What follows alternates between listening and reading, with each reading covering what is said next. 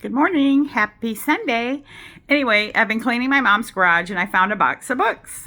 And they brought back memories. These are old books. They were published around 1900, and it's a set of children's books, and they're falling apart. This is what they look like. Now, I remember reading these as a child, so these books, when I read them, were already 70 years old. 60 to 70 years old. And to think that I'd be sitting across the country that I was reading them in, and now, going to be turning 62, the irony. Anyway, I want to read one of the fairy tales I remember reading when I was little, and I don't remember it. I remember the title, but I know I read it, and it's not the typical, Jack and the Beanstalk, that kind of thing. So, pull up a chair, get comfortable, and I'm going to read you a story, and it's called One Eye, Two Eyes, Three Eyes. It's a Grimm's fairy tale. Are you ready?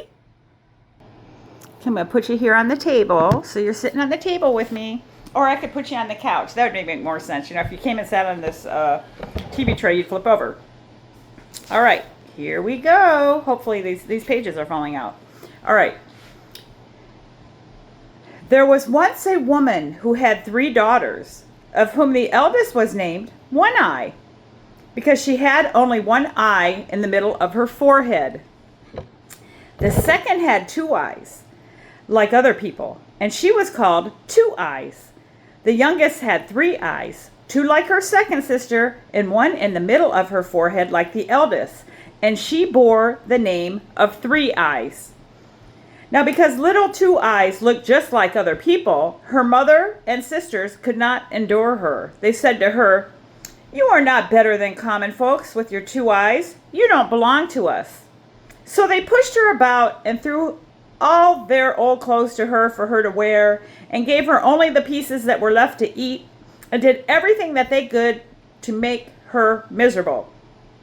It so happened that little Two Eyes was sent into the fields to take care of the goats, and she was often very hungry, although her sisters had as much as they liked to eat. So one day, she seated herself on a mound in the field and began to weep and cry so bitterly that 2 little rivulets flowed from her eyes. Once in the midst of her sorrow, she looked up and saw a woman standing near her who said, "What are you weeping for, little Two Eyes?" "I cannot help weeping," she replied, "for because I have 2 eyes like other people, my mother and sisters cannot bear me.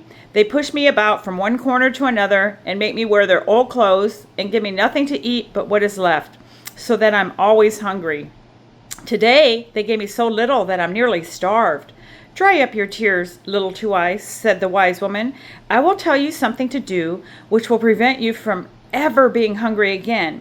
You have only to say to your own goat, 'Little goat, if you're able, pray deck out my table.' And immediately there will be a pretty little table before you full of all sorts of good things for you to eat as much as you like. And when you have had enough and you do not want the table anymore, you need only say, 'Little goat, when you're able, remove my nice table,' and it will vanish from your eyes." Then the wise woman went away. "Now," thought little Two Eyes, "I will try if what she says is true, for I'm very hungry." So she said, "Little goat, if you're able, pray deck out my table." The words were scarcely spoken when a beautiful little table stood really before her. It had a white cloth and plates and knives and forks and silver spoons, and such a delicious dinner, smoking hot, as it had just come from the kitchen. Then little Two Eyes sat down and said the shortest grace she knew: "Pray God be our guest for all time. Amen," before she allowed herself to taste anything. But oh, how did she enjoy her dinner! And when she had finished, she said as the wise woman had taught her, "Little goat, when you're able, remove my nice table." In a moment, the table and everything upon it had disappeared. "That is a pleasant way to keep house," said little Two Eyes, and felt quite contented and happy. In the evening, when she went home with the goat, she found an earthenware dish with some scraps which her sisters had left for her, but she did not touch them. The next morning she went away with the goat, leaving them behind where they had been placed for her. The first and second times that she did so, the sisters did not notice it. But when they found it happened every day, they said to one another, There's something strange about little Two Eyes. She leaves her supper every day, and all that has been put for her has been wasted. She must get food somewhere else. So they determined to find out the truth, and they arranged that when Two Eyes took her goat to the field, One Eye should go with her to take particular notice of what she did and discover if anything was brought for her to eat or drink. So when Two Eyes started with her goat, One Eye said to her, I am going with you today to see if the goat gets her food properly while you are watching the rest. But Two Eyes knew what she had in her mind, so she drove the goat into the long grass and said, Come, One Eye, let us sit down here and rest, and I will sing to you.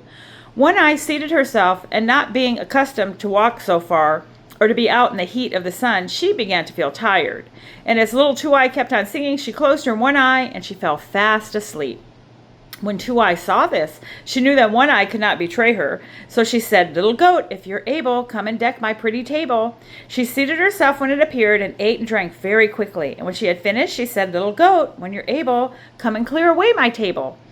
It vanished in the twinkling of an eye, and then Two Eyes woke up One Eye and said, Little One Eye, you are a clever one to watch goats, for while you're asleep, they might be running all over the world. Come, let us go home. So they went to the house, and little Two Eyes again left the scraps on the dish untouched. And One Eye could not tell her mother whether little Two Eyes had eaten anything in the field, for she said to excuse herself, I was asleep. The next day the mother said to Three Eyes, You must go to the field this time and find out whether there is anyone who brings food to little Two Eyes, for she must eat and drink secretly. So when little Two Eyes started with her goat, Three Eyes followed and said, I am going with you today to see if the goats are properly fed and watched. But Two Eyes knew her thoughts. So she led the goat through the long grass to tire Three Eyes, and at last she said, Let us sit down here and rest, and I will sing to you, Three Eyes. She was glad to sit down, for the walk and the heat of the sun had really tired her, and as her sister continued her song, she was obliged to close two of her eyes, and they slept, but not the third. In fact, Three Eyes was wide awake with one eye, and heard and saw all that Two Eyes did. For poor little Two Eyes, thinking she was asleep, said her speech to the goat, and the table came with all the good things on it was carried away when Two Eyes had eaten enough. And the cunning Three Eyes saw it all with her one eye. But she pretended to be asleep when her sister came to wake her and told her she was going home. That evening, when little Two Eyes again left the supper they placed aside for her, Three Eyes said to her mother, I know where the proud thing gets her good eating and drinking. And then she described all she had seen in the field. I saw it all with my one eye, she said, for she had made my other two eyes close with her fine singing, but luckily the one in my forehead remained open. Then the envious mother cried out to poor little Two Eyes, You wish to have better food than we, do you? You shall lose your wish. She took up a butcher's knife, went out and stuck the good little goat in the heart, and it fell dead.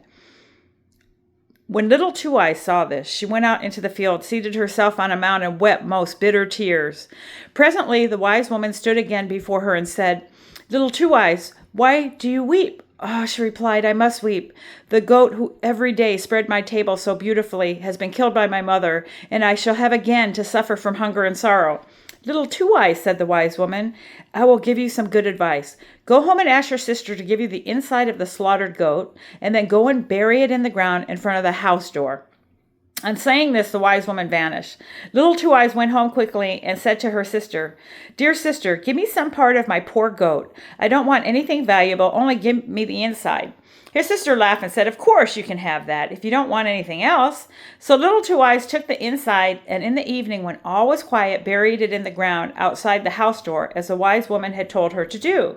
The next morning, when they all rose and looked out of the window, there stood a most wonderful tree, with leaves of silver and apples of gold hanging between them.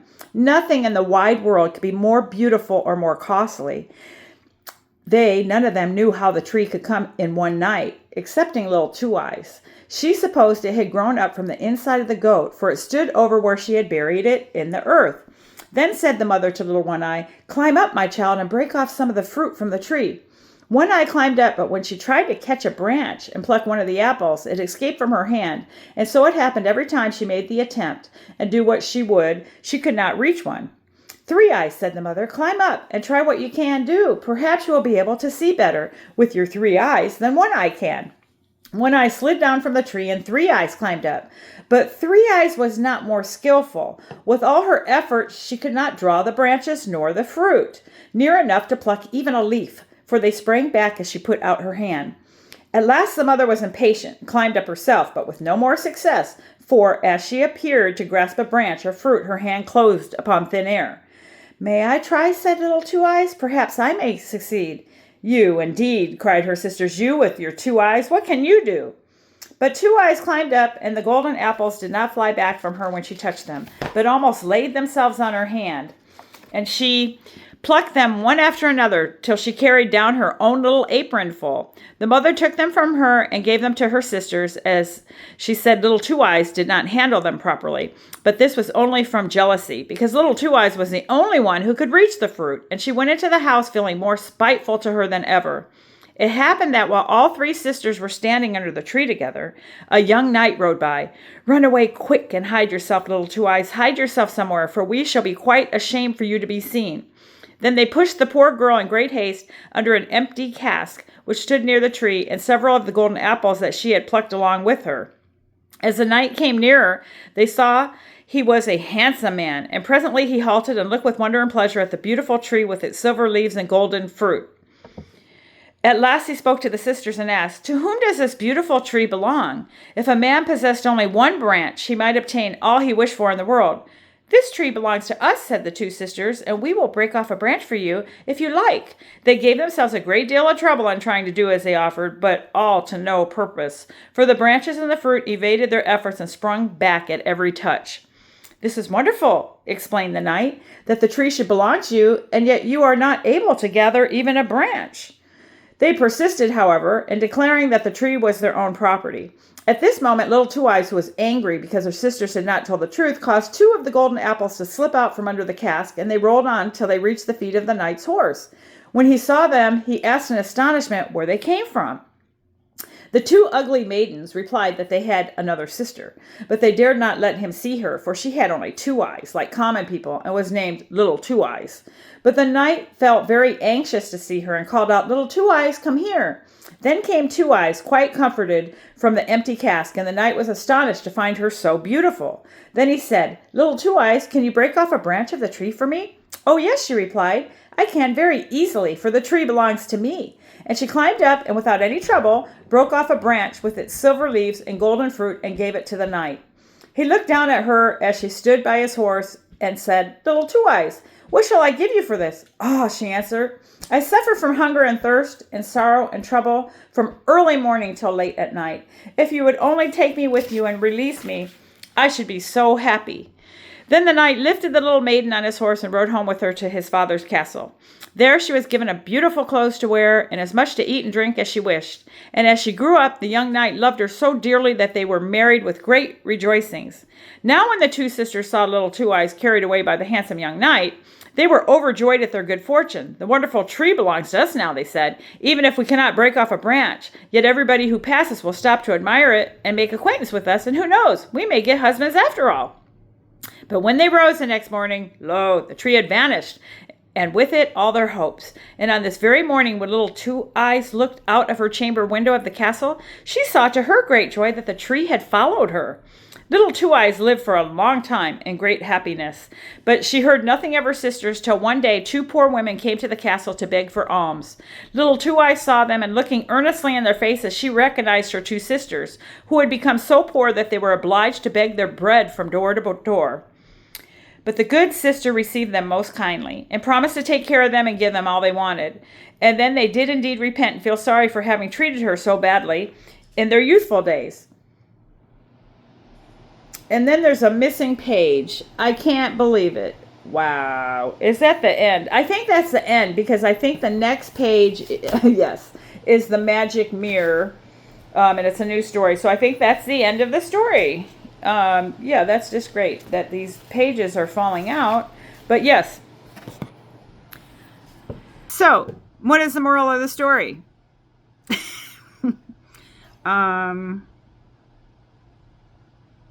Don't be so jealous, I guess. Don't be so jealous, everybody's different. Some people got 1 eye, 2 eyes, 3 eyes. Some people have cross-eyed. I don't know.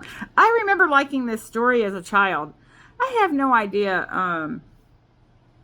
When I'm reading it, um, I don't remember about a goat being stabbed. That's so brutal. Anyway, so yes, that was the first story. The second story is the magic mirror. These pages, I got to it. The page was loose. But anyway, I hope you enjoyed this story. One eye, two eyes, three eyes. And it is an old book from the Children's Library, Fairy Tales. Kind of neat, huh? Anyway, there's a whole set of them, and I can remember them being a little girl, and they were like lined up. There's like 10 of them. There's poetry. There's other stories, and I don't know. They've just been in a box. They traveled from Michigan to California, and I think they stayed in the garage. But yeah, it was kind of fun coming across them. But I wanted to read some stories, and then I'm going to be taking them to, there's people who collect old books that are falling apart. They don't mind. A library doesn't want books that are so damaged, but somebody will want this book. But in the meantime, I'll find some stories to read and share them with you, and then I'll be able to part with the books. All right, take care and have a good day. Let me know, are there some fairy tales that you grew up listening to? I liked, actually, in the beginning part, when it talks about this book and about fairy tales. I thought that was very interesting about, fairy tales and how they are important in our lives and stuff. So anyway, take care. Dare to dream. Bye-bye.